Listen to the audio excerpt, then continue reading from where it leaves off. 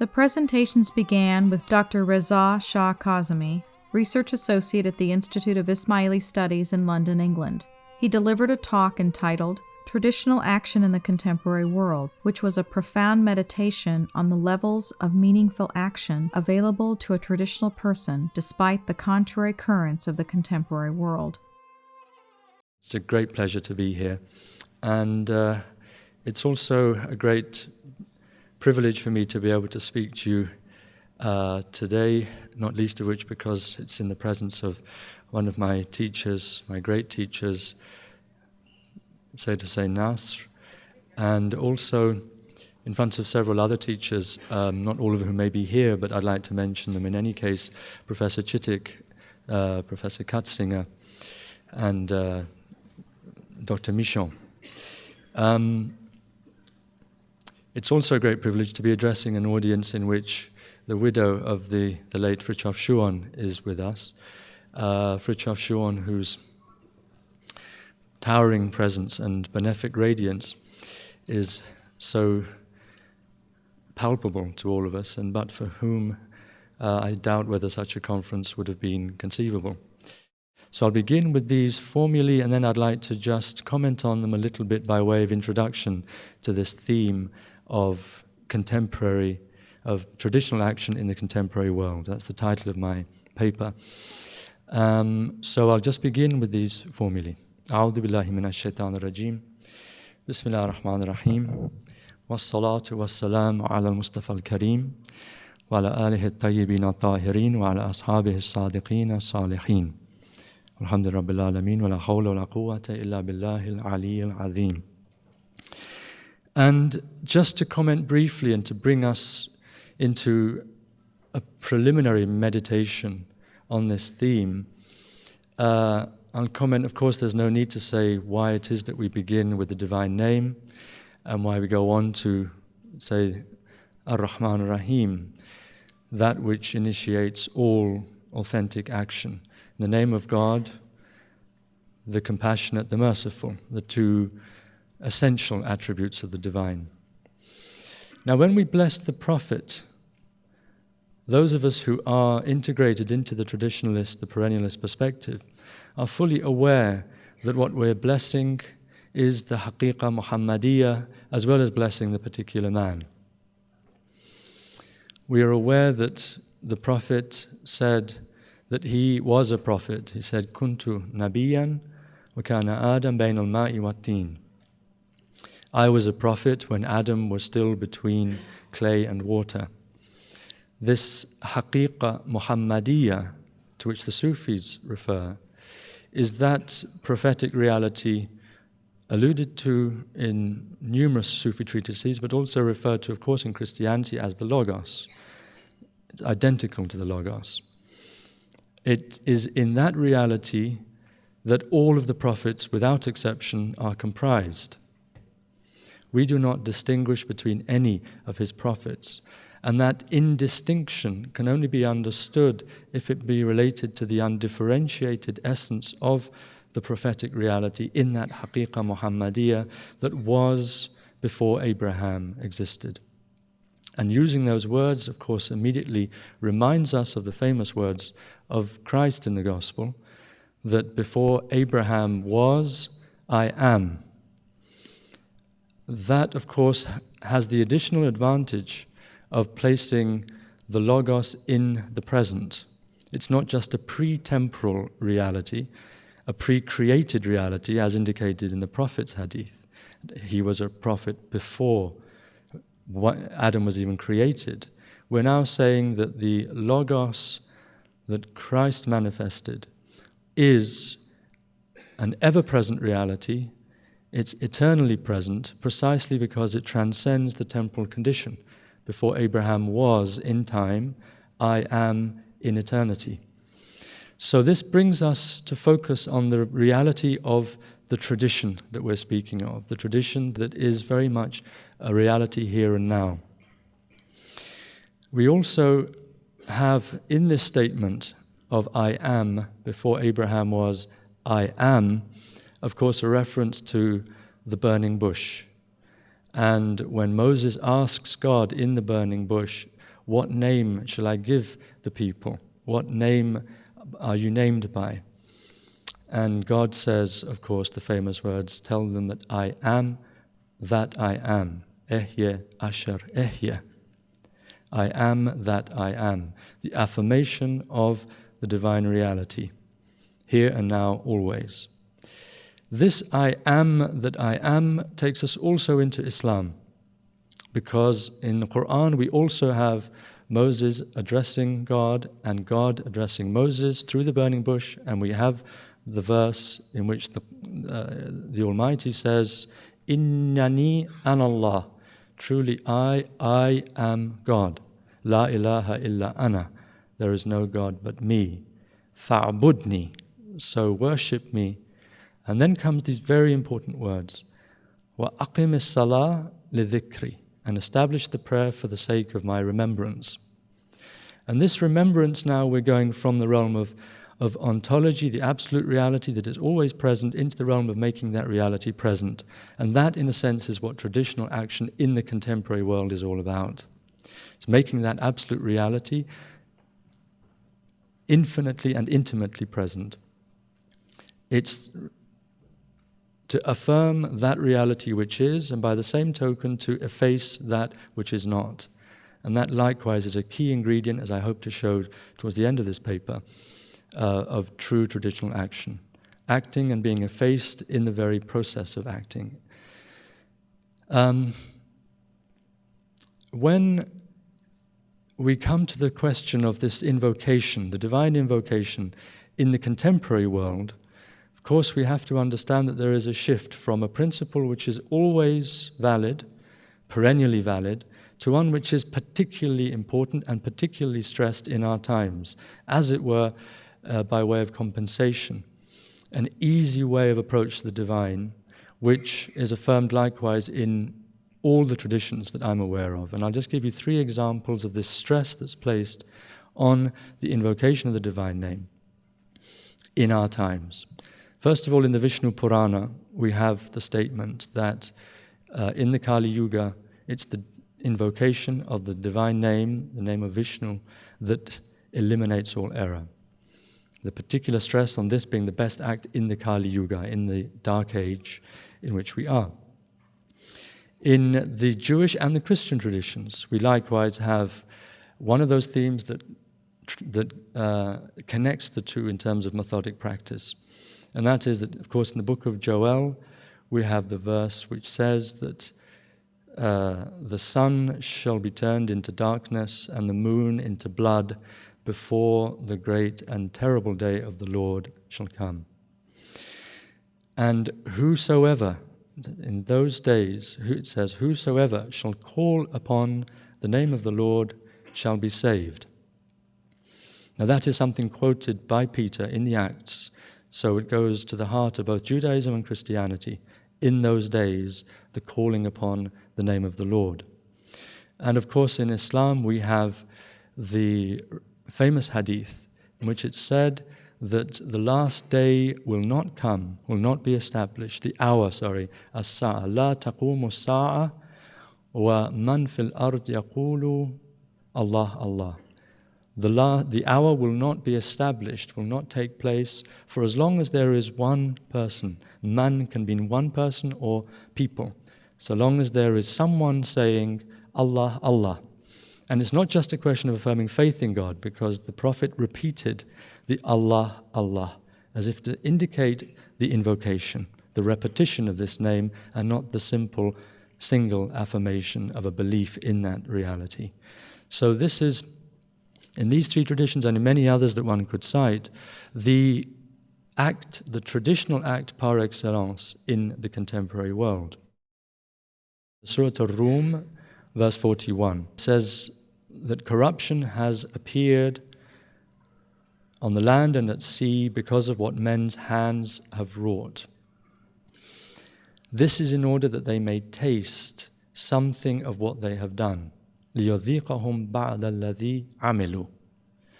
And in order that they may return. لَعَلَّهُمْ يَرْجِعُونَ. Corruption has appeared in on the land and at sea because of what men's hands have wrought, that they may come to taste that God may make them taste, in fact, لِيُذِيقَهُمْ, He may make them taste something of what they have done, in order that they might return. And this, of course, now is clear to us in our time, what kind of corruption we have wrought, the corruption which at the time of the revelation was hardly conceivable.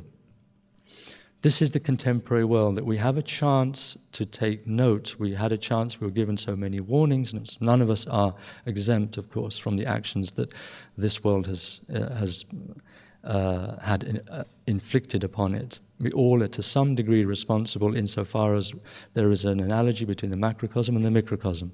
If we're not responsible for the direct actions, we're certainly responsible for not having eliminated those spiritual causes within ourselves. That's one of the verses.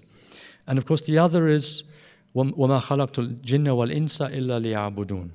The whole purpose of our creation by God only created, he says, I created only in order that the jinn and the men might worship me. I only created the jinn and mankind that they might worship me. So we have here two poles.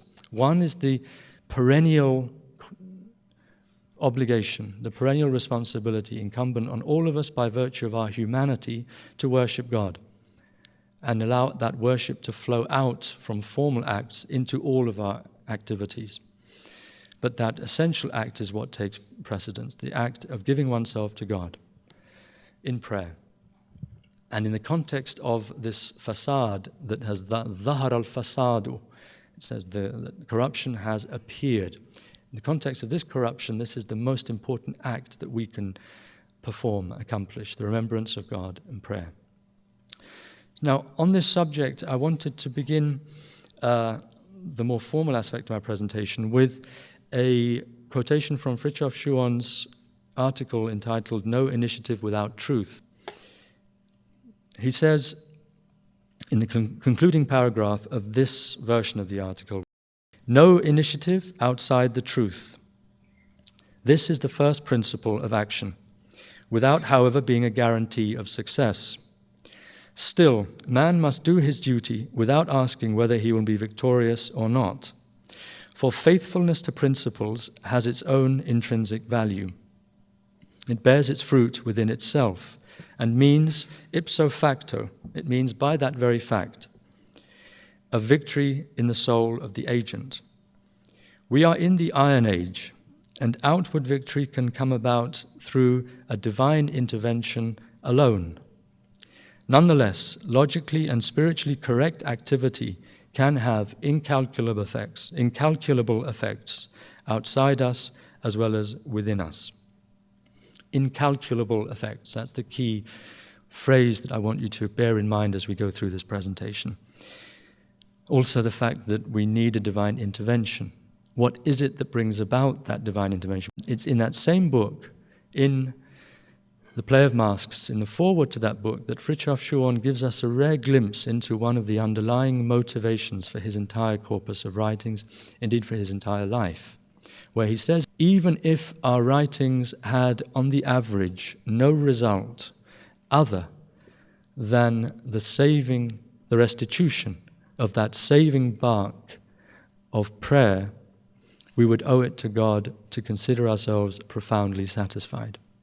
He actually said, it qualified it, even if our writings had on the average no result other than the restitution for some of that saving bark of prayer. Saving bark in the sense of vessel, a ship, carrying one to salvation.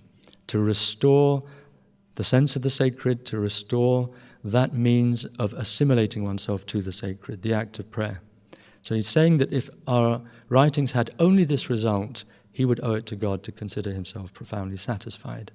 And that is indeed, of course, the principal, methodic, practical fruit of his writings, that he wants us all to appreciate and to give ourselves to this act of prayer, to appreciate its significance and to give ourselves to this act, in this time more so than ever before, in a certain sense, because of the very limitations, the inherent constraints on our outward activity, given the fact that we are in the Kali Yuga. There are so many things that we would like to do and we simply cannot because of the weight of this, the iron that predominates in this age. So the act of prayer, the quintessential, the spiritual act, acquires even more significance in this age. So there are many, of course, who would wish to act in a more forceful way and to give themselves to putting right all of the malaises in the contemporary world. But it's a kind of, even if it's well-intentioned, it's a kind of caricature unless it's accompanied by that effacement, that self-effacement that is the precondition for any authentic action. There are just three views of action which I've come across which portray the traditionalist in the wrong light, and which I'd like to just try and put right, inshallah. The first is, of course, that the traditionalists are hopelessly nostalgic, and that this nostalgia leads to a paralysis in regard to the present. And the falsity of this notion is made clear simply by reference to the very word tradition, the etymology of the word tradition, tradere, to hand down, to pass down. To be a traditionalist or a traditional person, both, it means to be actively engaged in the transmission of a tradition which is rooted in a revelation. The revelation which is the quintessence of that tradition which you are committed to and which you're attempting to transmit. And it equally implies an active mode of receptivity on the part of one who wishes to conform to that tradition. If you're receiving something from above, you have a duty to commit yourself to it totally. And we've had many definitions, wonderful definitions, comprehensive ones, given by various traditionalists. But there's one that tradition is a ceaselessly renewed inspiration. It is not placed in the past except by us. It is not a register of conformist opinions, and it is not a funeral cortege. Rather, it is something that is calling out to be made alive in the present. And he says in a very important follow-up to this, that tradition is only something of the past if we refuse to undergo the metamorphoses, the transformations that would make the tradition a living reality. It's up to us to make that tradition a living reality through the submission of one's heart, soul, will, intelligence to the quintessence of that tradition so that one can become a vehicle for it, but principally in order to give oneself to God in the first instance. So it's not a question of static information from the past. It's a question of a dynamic transformation in the future. And that's up to us. Really, the tradition is alive to the extent that we're alive. It's being placed in the past historically in the temporal sequence, but it can radiate through us if we're capable of transforming these data from the past into principles for the present and then into transformative spiritual momentum. Now, this inner transformation, many people will, of course, think that this is a very convenient mode of escapism. The problems are so difficult, so entrenched, so far-reaching, that the traditionalists are just acting in an ostrich-like fashion and pretending that the outer world doesn't exist and just want to purify themselves and avoid real responsibility for action in the outside world. Now, of course, this is completely wrong. This inner transformation that Korban is referring to, that the traditionalists are insisting upon, this transformation is nothing short of a rendering full account of the ontological gravity of the human condition, that to which Frithjof Schuon referred. Man essentially deserves heaven or hell. By his very essence, he can deserve something as majestic, as immortal, as eternal as heaven, or as something degrading and as something as grievous as hell. This indicates what Schuon calls the ontological gravity of the human condition. And if we're fully aware of that ontological gravity, if we can convert this ontological gravity into a spiritual momentum, then we're talking about what Schuon referred to earlier as the incalculable radiance, the incalculable effects of this radiance of one individual who gives himself or herself totally to God. The effect of that is incalculable. When a person came to Ramana Maharshi and said that I've been practicing your way for a long time, I'm truly engaged in this realization, this attempt to realize my true self, but what do I do about my fellow New Yorkers? What do I do with the people I'm living with? The world needs to be helped as well. And Maharshi just looked at the man and he said, "You are the world." That's a very, very profound retort to anyone who thinks that they're not doing something to help the outside world by doing this inner work. Of course, the Quran gives us a mandate for this as well. The Quran tells us, "La yughayyiru Allahu ma biqawmin hatta yughayyiru ma bi anfusihim." God will not change the condition of a people until they change the condition of their own souls. So again, the inner transformation comes first and then the outer, consequent upon the divine grace, the divine will. That's the only way in which we can contribute, not force the hand of God, but contribute to the process by which grace is attracted to this world. The second misconception, the traditionalists see the effects of the Kali Yuga everywhere and it leads to a kind of pessimism and a despair. Now this, the answer to this is that, of course, what is excluded is a false humanistic optimism, that by some human concocted resolution of the problems we can arrive at a more integrated state of affairs in the world.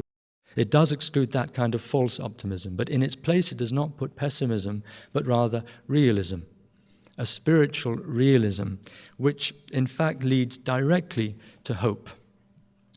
Realism which leads directly to hope. And that's why I entitled the tribute that I wrote to one of my great teachers, Dr. Martin Lings, who passed away just over a year ago. I entitled the tribute I wrote for him, "Martin Lings, A Message of Hope at the 11th Hour." Because he was famous for having written this book, The 11th Hour, which in a sense sums up many of the traditionalist writings on eschatology.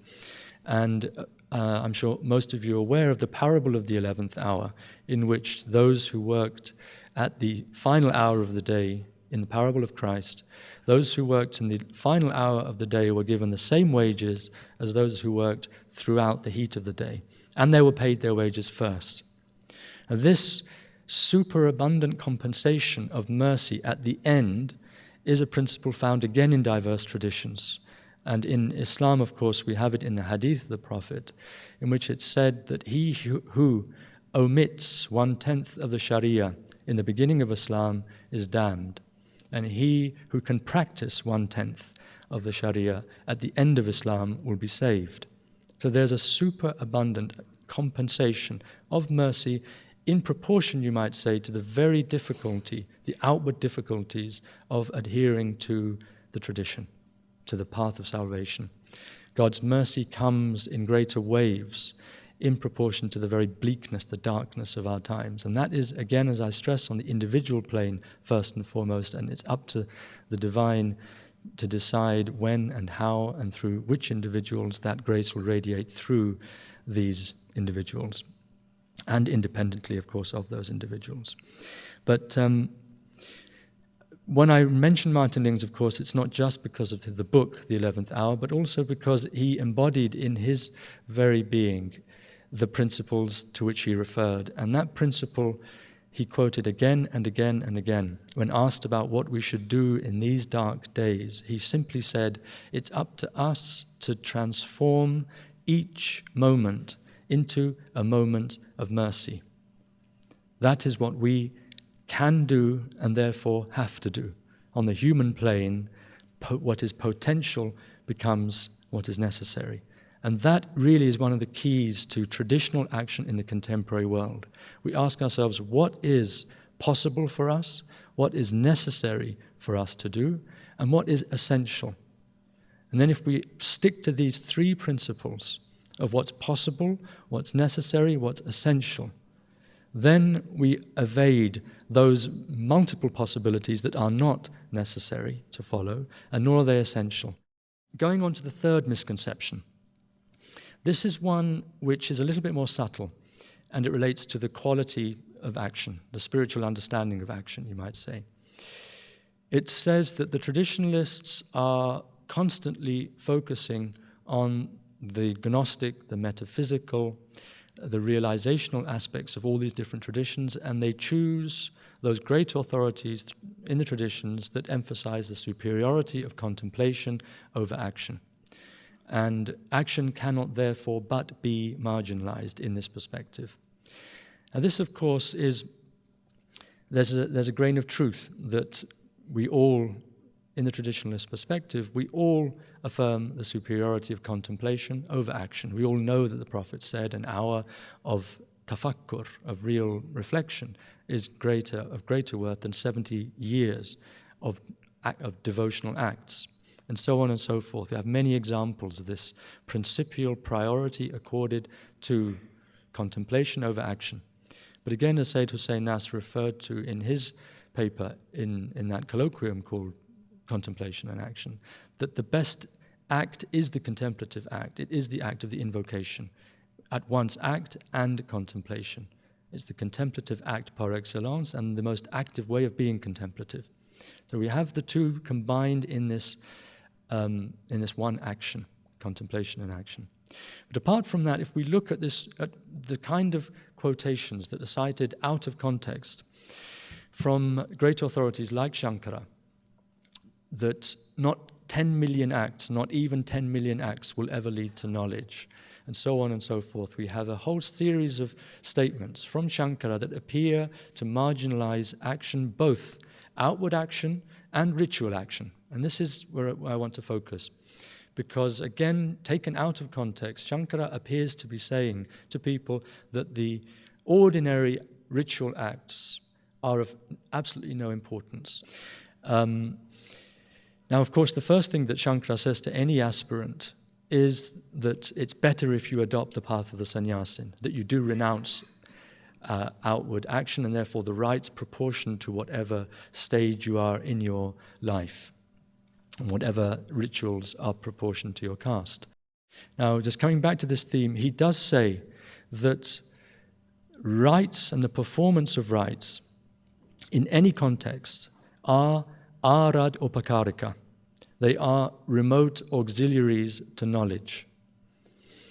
Meaning, he explains this, he says they do contribute to knowledge. All ritual activity does in fact contribute to knowledge insofar as they are instrumental in extinguishing the demerit, the fault, the sin that arises out of past karma, of past action. So even at this level, Shankara is affirming that ritual action has a meaning. It may be meaningless in the sense that it cannot produce the light of the sun, but it's meaningful in that it takes away the clouds of forgetfulness and of that demerit, as he says, arising from past sin, from past actions, that obstructs the light of the sun from getting to you. So even on this ritual level, Shankara is affirming the reality and the importance of action, of ritual action, the propriety of it. And there is, of course, a remarkable unanimity across the traditions as regards the role of action and how it's to be performed in the spirit of, to quote the Bhagavad Gita, detachment from the fruits of the action. Nishkama karma, to act while being detached from the fruits of your action. Very, very easy formula to say, but of course it takes a whole lifetime to realize the reality that is designated by that formula, nishkama karma. And we don't just have this in the Bhagavad Gita. It's remarkable how in the Christian context we have a Meister Eckhart, to whom reference has been made already several times in this conference, saying something that could easily be transposed into the Bhagavad Gita and not be out of place at all. So Eckhart says, if a good work is done by a man, he rids himself of it. And by this ridding, he is closer to his origin. The more a man frees himself and works himself out, the more he approaches God, who is free in himself. So here in Eckhart, we have this statement that takes us right into the Bhagavad Gita, where Krishna is saying to Arjuna that, yes, I, identifying himself with the Creator, I have created these castes. I have created the constituents of action. I've created everything that you see, but I am not the doer. And then Krishna adds, works can never affect me. I have no yearning for their fruits. Whoso should know that this is how I am, escapes the bondage forged by works. So this is the bondage that is a practical concomitant of every action that we perform, to the extent that we are attached to that action, to the idea that I am the doer.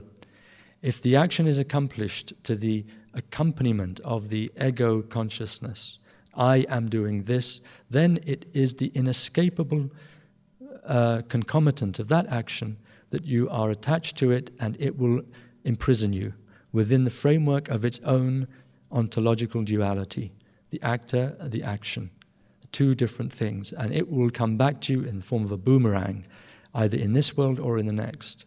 So the only way to act and to do your duty, to do what Frithjof Schuon referred to as spiritually and logically correct activity, is to, on the one hand, be detached from that action while committing yourself to do it to the best of your ability. And the best way to detach yourself from that action is to attach yourself to the real, to that which is beyond, above and beyond all action. And therefore, prayer comes back to this supreme act of giving oneself to the supreme reality. These two things coming together. In the Surah Al-Layl, at the end of which there's a reference to another great luminary of the Islamic tradition, Sayyidina Abu Bakr radiallahu anhu, where it's a reference to his act of freeing Bilal, paying a great deal of money in order that Bilal may be freed. And the Muslims at the time were very impressed with this, but the Kafirs said, well, he's just doing this for some ulterior motive. He can't possibly have done this for the sake of God. And the verse that was revealed in this regard at the end of the Surah Al-Layl is a great significance for this principle of action without being attached to the fruits of one's action. It says there, describing the atqa, the most pious, that they will avoid the fire. الَّذِي يُؤْتِي مَالَهُ يَتَزَكَّى, the one who gives of his wealth in order to purify himself. Yatazakka is a reflexive form of the same word that we get zakat from, giving of charity, but it is an essentially reflexive quality, that yatazakka, he gives his wealth away in order to purify himself. وَمَا لِأَحَدٍ عِنْدَهُ مِنْ نِعْمَةٍ تُجَزَى, and no one has with him anything that might constitute a ni'mah, a reward, something that would be a reward for this man. وَمَا لِأَحَدٍ عِنْدَهُ مِنْ نِعْمَةٍ, has no ni'mah, no one has a ni'mah, a grace, that could be a tujaza, that could give a jaza to this person, because this man is seeking nothing but إِلَّا ابْتِغَاءَ وَجْهِ رَبِّهِ الْأَعْلَى. The only reason why this person is acting is to seek the countenance of his Lord Most High. That is the reason for his action. On the one hand, to purify himself, and the other hand, to seek the essence of God, to give himself to that essence of God. And there we come back to now the Hindu notion of that peace and that contentment, because it says, وَلَا سَوْفَ يَرْضَى, that in this light, in this way, a person who acts only for this purification and gift of self to God will be content. Contentment is the fruit, complete peace, complete satisfaction, if the act itself is performed for the sake of self-purification and for the sake of the Lord on high. Those are the two principles which the Quran refers to so beautifully in these few verses. The remembrance of God, dhikrullah, is, as we said right at the very beginning, the act par excellence. It's referred to by Imam Ali as afdal al-ibadah, the most excellent of all forms of ibadah. It's what the Prophet referred to as the greatest of your acts, when he said to his companions, shall I tell you of the best of your acts, the one that's better for you than giving gold and silver, encountering your enemy, you striking them and them striking you. And they said, yes, what is that? And he said, dhikrullah azza wa jalla da'iman, the perpetual remembrance of the Lord, of God. This is the best act, the best nawah, the best nafal. So the relationship between this ability to act and be effaced in that action so that God is acting through you is given in this nawafil, given as dhikrullah. And it is this that Imam Ali also emphasizes when he says that in a commentary on the verse that comes right after the light verse, the famous Ayatul Nur, which is not directly referred to by the Imam when he gives this tafsir. Imam Ali rarely gives direct commentaries on the verses. Although he's known as the founder of the science of tafsir and ta'wil, he very rarely gives detailed commentaries on particular verses. There is a book coming out, inshallah, next year at the Institute of Ismaili Studies by Jozi, Muhammad Reza Jozi, that will go into all of the Imam's tafsirs. But in the Nahj Balagha, you have this one very important commentary, which comes on the verse following the verse of light, when it refers to the houses where this light is to be found. And then the Imam just quotes these words, رِجَالٌ لَا تُلْهِيهِمْ تِجَارَةٌ وَلَا بَيْعٌ عَنْ ذِكْرِ اللَّهِ. And then he comments, men who are not distracted by trade and by business from the remembrance of God. And this, of course, takes us to, again, the heart of the theme, traditional action in the contemporary world. We're all waylaid by so many outward activities, but what the Quran is calling us to do is to remember God, to be able to invoke, even if in an inarticulate manner, within our heart, while we're doing all of our activities, so that we're never removed for an instance from that remembrance, even in the midst of our outward activities. That verse in itself means that there are men in these houses where the light of God is to be found, the light of God referred to in the previous verse. And when Imam Ali comments on these words, he knows that his listeners will understand. In Arabic balagha, it's one of the key principles, not always to directly refer to what you're commenting upon, but to let others join up the dots in the ellipsis, go back to what was being referred to. Because what he says about this verse, رِجَالٌ لَا تُلْهِيهِمْ تِجَارَةٌ وَلَا بَيْعٌ عَنْ ذِكْرِ اللَّهِ, is remarkable, truly remarkable, because he says, indeed God has made the dhikr a polish for the hearts. Inna Allah ja'ala dhikr jila'an lil qulub. And this word jila'an means that which brings to light. We get the same word tajalli, to manifest. So that which is brought to light in the heart is a polish. The polish is the remembrance of God. The dhikr Allah is that which brings to light what is residing in the immanent depths of your own consciousness. God has made his dhikr a polish for the hearts, by means of which they, referring to the hearts, it's in feminine, by means of which they see after being blind, they hear after being deaf, they yield, they give themselves after being resistant. It is through these people, through the illumination, this is Imam Ali still speaking in his sermon number 213 in Nahj Balagha. It's through the wisdom granted to these people, through their illuminated vision and their hearing, that the people are called to the remembrance of God, to the days of the Lord, to justice. It's through these people that God makes his will clear. Now this reference to the polishing up of the heart, of being the act, if you like, of the remembrance par excellence, takes us to a beautiful poem that Martin Lings wrote about Revelation. And at the end of the description, he says, I was not there. I did not hear the flute of Krishna. I did not see the burning bush. I did not witness the miracle of water being transformed into wine. I was not there. So people are thinking as they're reading through this poem, it's beautifully written, but again, it's the traditionalist saying, oh, if only. But this is part of the dramatic power of this poem, that just as you're thinking, this is what he's saying, he hits you with this final verse, where he simply says, no more, I say, would it had been. For I have seen what I have seen, and I have heard what I have heard. So if to tears you see me stirred, presume not that they spring from woe. In thankful wonderment they flow. Praise be to him, the Lord, the King, who gives beyond all reckoning. These are powerful words, because he's expressing here, it's called self-portrait, this poem. And he's not saying, any longer that I'm lamenting that I was not there when heaven touched earth, when God spoke to man, because I have seen what I have seen, I've heard what I've heard. I'm now shedding tears of thankful wonderment because I've heard what I've heard and I've seen what I've seen. What is it he's seen and what is it he's heard? He's heard that which is granted by the grace of the invocation, the heart that hears after being deaf. What is it that he sees?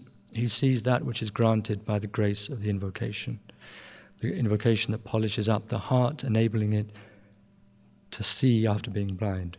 Now, one of the greatest luminaries who has provided us with teachings that are alive and with us here and now, Frithjof Schuon, gave us in this beautiful image. He simply says, the invoking soul is the nourishing oil.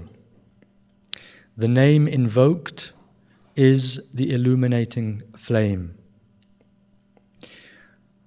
Herein lies the function of the soul in the world, to give itself to the light in order that the light radiate. Let this be our principal care. Everything else is in the hands of God. So here in this statement, we have an allusion to this beautiful verse of light. God is the light of the heavens and the earth, and then it refers to this oil which feeds the lamp in which the light of God and through which the light of God radiates, metaphorically speaking. And in this commentary, we have the most perfect expression of traditional action in the contemporary world, because we have at one and the same time the implication of the relationship between invocation and light, enabling our outward acts to become luminous through giving all of our action to the source of the light itself. And in giving oneself to the light, in order that the light may radiate, what happens to the oil? It's burnt up. It no longer exists as oil. It is effaced. In that effacement of the oil as oil lies the hidden mystery of the light residing as a potential within that oil.